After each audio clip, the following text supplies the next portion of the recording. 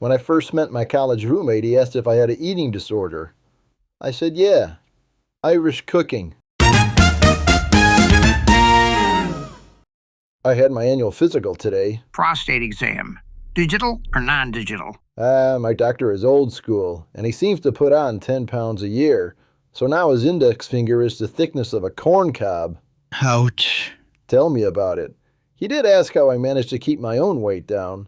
I told him, my mother was a terrible cook, and I married a girl just like Mom.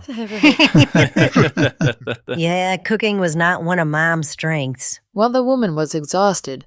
I'd come home from school and she'd say, "Watch the babies. I'm going to take a nap." But before she did, she'd throw a casserole into the oven. And when she smelled smoke, she knew it was time to get up. I was 12 before I learned that mac and cheese is not supposed to be black on top. We were all so skinny as kids. When I first met my college roommate, he asked if I had an eating disorder. I said, yeah, Irish cooking. Some of that was on Dad. If there was a cheaper brand, that's the one that went in the shopping cart.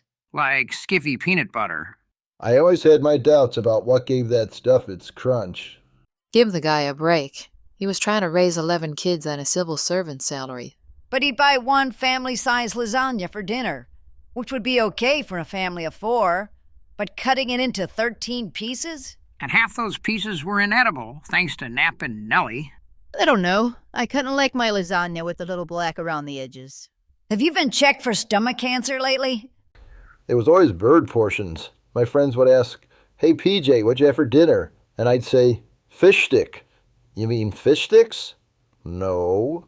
I think we all would have died of malnutrition if we didn't go away to college. Saved by dorm food. Dorm food. Ugh. Come on. Compared to mom food, it was 4 stars, and there was plenty of it. My table mates couldn't believe it when I'd ask, hey, you gonna finish that?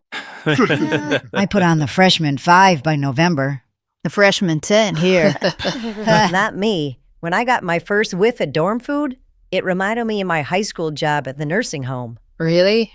Yeah, those afternoons when I'd show up for my shift, I could never tell if that odor was coming from the kitchen or death. Ugh. Oh.